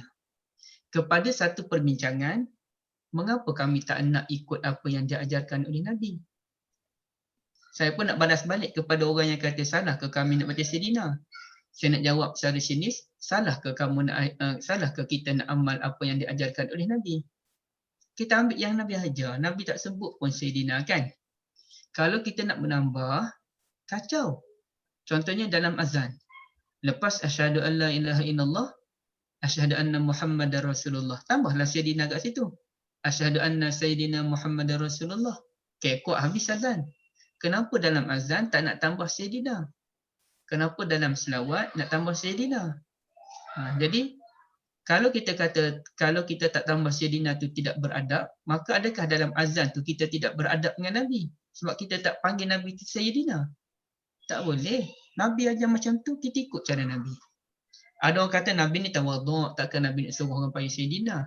Tak timbul isu tawaduk. Sebagai Nabi, Nabi kena ajar benda yang betul. Sebagai Nabi, Nabi kena ajar benda yang betul. Kalau tak tawaduk, Nabi tak mengaku Nabi adalah sayyid kepada waladi Adam. Tapi Nabi sebut, ana sayyidu waladi Adam. Aku ketua segala anak Adam. Oh, Nabi tak tawaduk ke begitu? Tak. Sebagai seorang Nabi, Nabi kena cerita benda yang betul. Nabi cerita bahawa baginda lah penghulu segala anak Adam dan baginda mengajar selawatnya tidak ada Sayyidina. Maka tidak menambah Sayyidina jauh lebih baik daripada menambah Sayyidina. Siapa nak tambah Sayyidina boleh, tetapi telah mengambil satu sebutan yang tidak diajarkan oleh Nabi SAW. Ia adalah satu kerugian. Satu kerugian, ya. Dia kita nak hormat orang ni, kita nak hormat kepada Nabi, nak hormat pada sesiapa, mesti ada cara. Bukannya kita hormat dia dengan tidak ada cara dia. Bukannya kita ni, contohnya lah, sekarang orang kan kempen, kita ni panggil orang ikut cara yang betul. Kalau saya tak kenal orang tu dah nampak, dah berkahwin apa, saya panggil puan. Itu cara beradab. Tapi, adakah bila saya pergi jumpa dengan anak-anak jiran saya kat luar ni, anak jiran saya pun panggil saya tuan? Seronok ke? Tuan nak ke mana tu tuan? Kita rasa ya Allah, tak canggungnya, tak bestnya, Tapi kalau mereka panggil pakcik, alhamdulillah. Kadang-kadang budak kata 5, umur 16 tahun, 18 tahun, 19 tahun pun panggil saya pakcik. Saya seronok. Panggilan pakcik tu mengingatkan, tak tahulah rasa macam chemistry tu, hubungan tu rapat. So panggil pakcik je lah. Kita rasa seronok. Takkanlah, itu cara menghormati. Takkanlah dengan jiran-jiran kita sebut panggil tuan, puan, begitu. Kita ubah pada pakcik, abang, kakak, tuan haji, hajah, acik. Kalau tak nak makcik pun acik sebagai contoh. Dia lebih kemesraan tu sesuai. Tapi kalau dalam di tempat yang formal, contoh kita pergi pejabat kaunter, jangan pula panggil pakcik, makcik, panggillah tuan, puan, tuan haji, puan hajah. Itu lebih sesuai. Encik sebagai contoh itu lebih sesuai. Ni kat kaunter panggil pakcik pula, makcik pula, tak sesuai lah. Kita pun bukanlah nak menyampah ke apa, tapi kita rasa lah tak sesuai di sini nak panggil macam tu. Itu cara penghormatan. So Nabi SAW mengajar kita cara nak hormat baginda, Allahumma salli ala Muhammad wa ala ali Muhammad. Sebab kita nak doa pada Allah, bila doa pada Allah, tak ada siapa pun yang ada pangkat di sisi Allah Azza wa Jalla. Ya, Allah Allah. Okey. Kita buka yang terakhir. Kak Syeda, Kak Syeda nak tambah, Kak Ros, atau sesiapa yang kalau nak tambah ke apa, okay, silakan ya. Ataupun ada soalan yang akhir, silakan.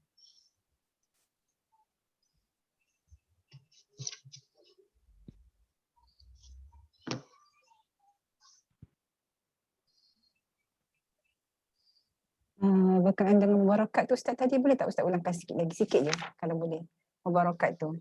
Mubarakat bererti ada dua maksud. Satu, as-sabatu ala khair, kekal dalam kebaikan, itu mubarakat. Mubarakat yang kedua ataupun barakatuh. Tadi barakatuh kita bahas kan? Barakatuh ataupun barakat lah, bererti pertambahan kebaikan. Kebaikan tu bukan sekadar tetap maintain, bukan sekadar konsisten, bahkan mengalami konstan peningkatan dia. Ini Gitu. kita minta. Ini kita minta dekat Allah lah ya. Ya. Lepas tu ada satu doa tu. Okey, tuan-tuan dan puan-puan, ini doa yang selalu saya duk baca. Dia ambil daripada Quran juga. Ambil pada Quran, kita ubah sikit. Panggil iktibas. Allahumma ja'alni mubarakan aynama kuntu. Okey, Allahumma ja'alni mubarakan aynama kuntu. Ya Allah, jadikanlah aku orang yang diberkati di mana sahaja aku berada. Ini sempena dengan surah Maryam, kata Nabi Isa alaihi salatu wassalam, wa ja'alani mubarakan aynama kuntu. Dan aku ni dijadikan mubarak di mana sahaja aku berada, kata Nabi Isa.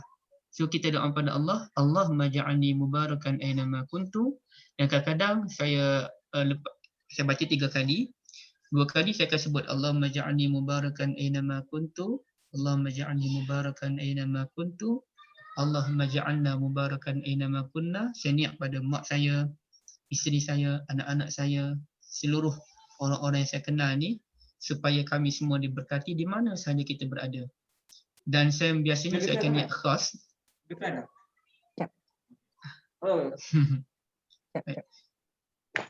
Saya akan niatkan khas kepada projek-projek buku saya lah. Ya Allah, jadikanlah projek-projek buku saya ni diberkati supaya saya dapat menulis dalam secepat mungkin, sebanyak mungkin, dan kurang-kurang kalau meninggal nanti pun puas hatilah. Okey, ejaan mubarakah tu salah tu ya. Sorry. Kita tekan pula dah. Minta maaf, doa tadi silap eja. Mubarakan. Mubarakan. Allahumma ja'alni mubarakan aynama kuntu. Okey, Kak Syeda, kalau tak ada kita boleh, saya berhenti di sini lah. Ya Ustaz, itu ayat keberapa surah Maryam tu? Saya tak ingat, tapi kalau surah Maryam tu muka surat yang ketiga sebelah kanan. Okey.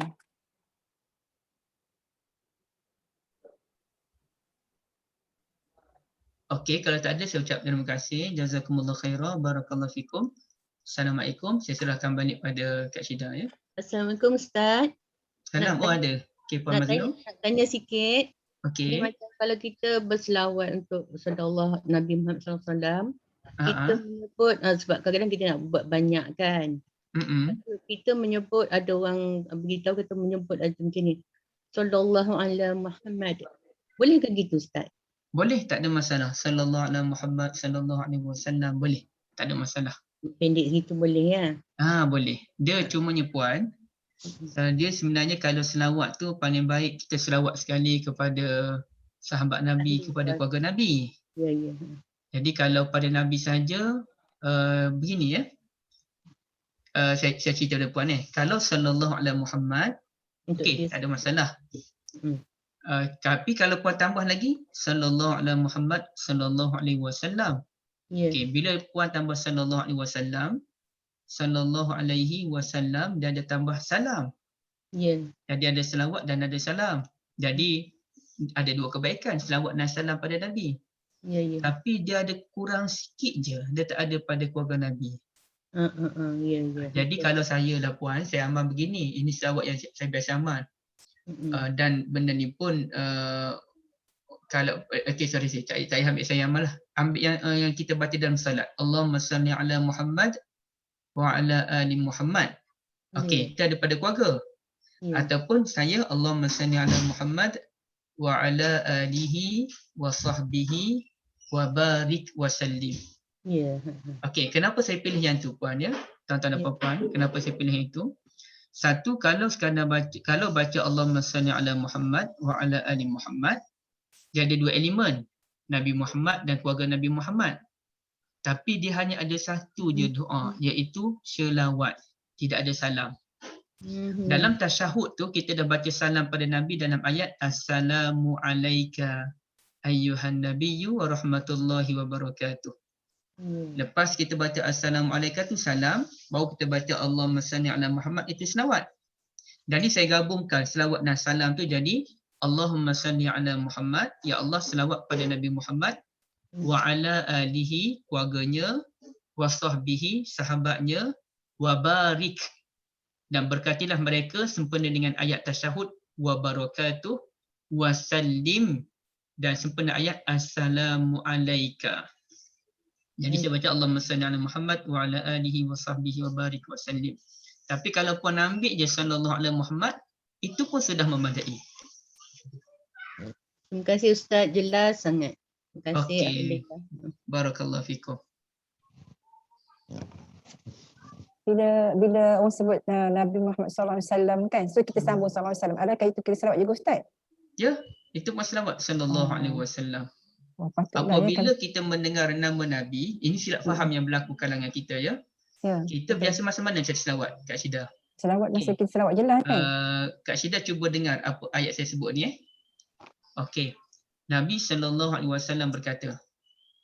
Kak Syida selawat ke? Ya, selawat. Selawat. Sahabat saya buat yang kedua. Ada satu masa Nabi berkata. Tak selawat. Tak selawat. Ataupun saya tukar ayat. Kak Syida yang berlakunya. Ada masa Nabi Muhammad berkata, selawat tak? Dalam hati selawat Ustaz? Tak. Kak Syida kalau dengar ayat macam tu, Kak Syida selawat tak? Takkan. Sebab apa kita selawat sebenarnya? Kita selawat apabila kita mendengar sallallahu alaihi wasallam. Betul tak? Ya. Kita dengar qala Rasulullah sallallahu alaihi wasallam, kita pun sallallahu alaihi wasallam. Tapi kalau kita dengar qala Rasulullah, kita pakai diam belaka. Sedangkan yang dikatakan oleh Nabi, kalau kita mendengar nama dia, kita selawat. Bukan bila kita dengar selawat kepada dia. Yang kita ni, kita dengar selawat dulu. Rasulullah sallallahu alaihi wasallam berkata, kita pun ramai-ramai sallallahu alaihi wasallam.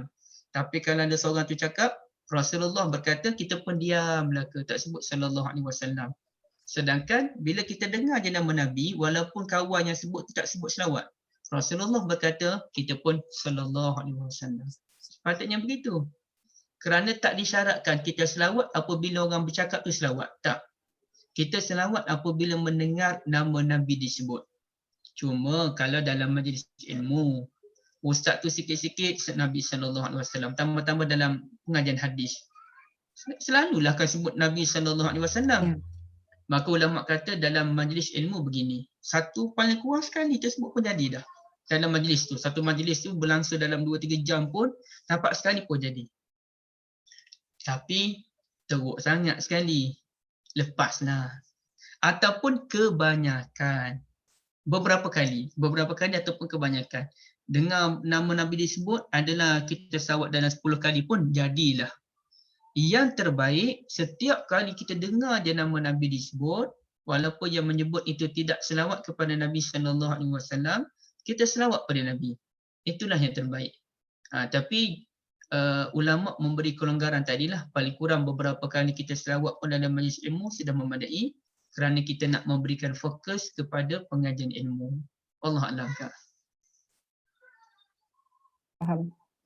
Okey, terima kasih Kak semua. Ada persoalan lagi tak sahabat-sahabat? 12.30 dah. Assalamualaikum Ustaz. Salam. Oh, ada Puan Lina. Siapa Puan Lina? Nak tanya yang pasal apa selawat Fatih tu Selawat Al-Fatih. Itu ada dalam hadis ke? Tak ada pun selawat Al-Fatih baik, selawat tafrijiyah ke, selawat qurak ke, selawat qurak pula, selawat apa-apa semua tu semuanya tak ada dalam hadis. Oh, yang ada selawat yang apa nama ni? Yang sallallahu alaihi wasallam lah. Sallallahu alaihi wasallam pun tidak ada dalam hadis.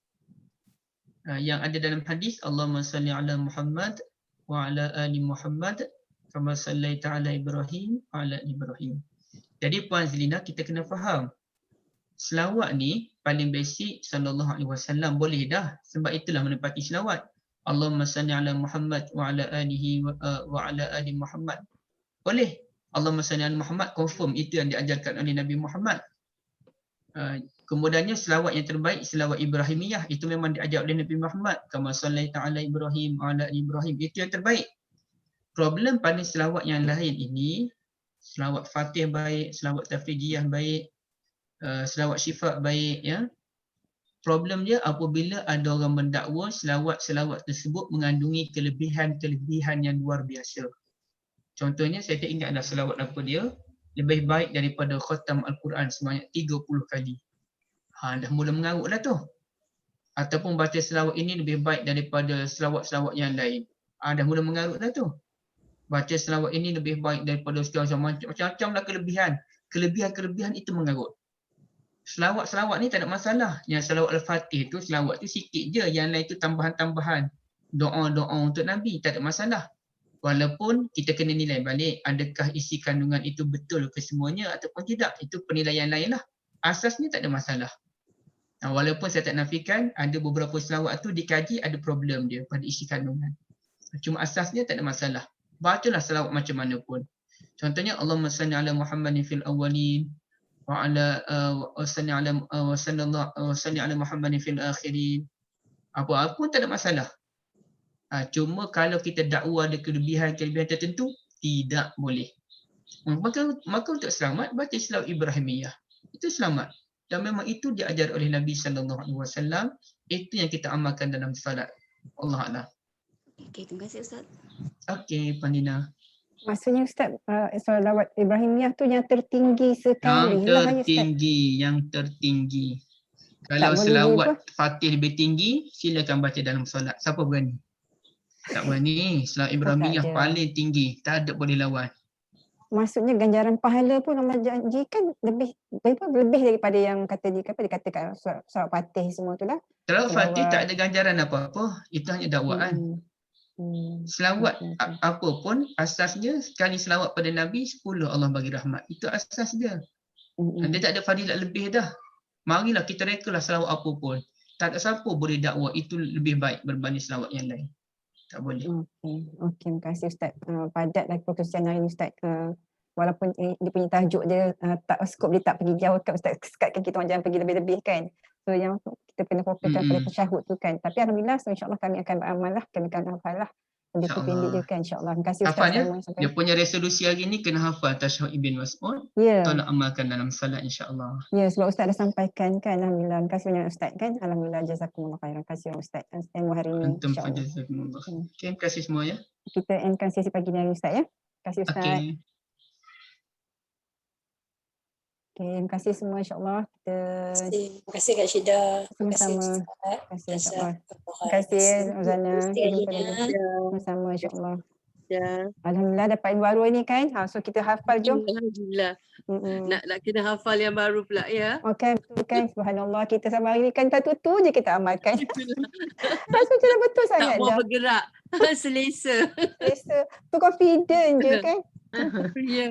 Confident je beramal sama-sama insya-Allah. Nanti je kita ada hafal nanti semua bagi tahu saya dah hafal, bagi tahu kat ustaz dalam grup kan. Updates. Update kat InsyaAllah. ustaz kan. Maknanya ilmu ustaz sampai tu kan bermanfaat untuk dia lah kan. InsyaAllah. InsyaAllah. Terima kasih semua ya. Jom kita Terima kasih Abang Syida ya. sama-sama panjadilah. Jumpa lagi insya-Allah. Okay, Terima assalamualaikum. kasih Syida. Terima kasih Terima kasih semua. Ustaz. Kak Nom. Alhamdulillah Kak Nom. Jom kita beramal Kak Nom. Kita dapat benda Jom. baru hari ni kan. Alhamdulillah, jom. Alhamdulillah kan. Sebelum kita tutup mata kita dapat satu sunnah lagi kan. Alhamdulillah. Terima kasih Okay, Kak Mun. Terima kasih Liza. Okay. InsyaAllah kita lapaskan, kita endkan sesi pagi ni dengan lafaz subhanakallahumma bihamdika asyhadu an la ilaha illa anta astaghfiruka wa atubu ilaik. Surah Al-Asr kita baca sama-sama ya. Bismillahirrahmanirrahim. Wal 'asri innal insana lafi khusr illa alladziina aamanu wa 'amilus solihati wa tawassaw bil haqqi wa tawassaw bis sabr. Assalamualaikum warahmatullahi wabarakatuh. Waalaikumsalam warahmatullahi Kena dengar balik semula ni kan sebab dia punya dia punya rupa rakaman ni sebab ada tasyahud tu kan yang Ustaz sebut tadi kan insya-Allah. Nanti saya dah ready saya share dalam grup ya. Assalamualaikum warahmatullahi wabarakatuh. Waalaikumsalam.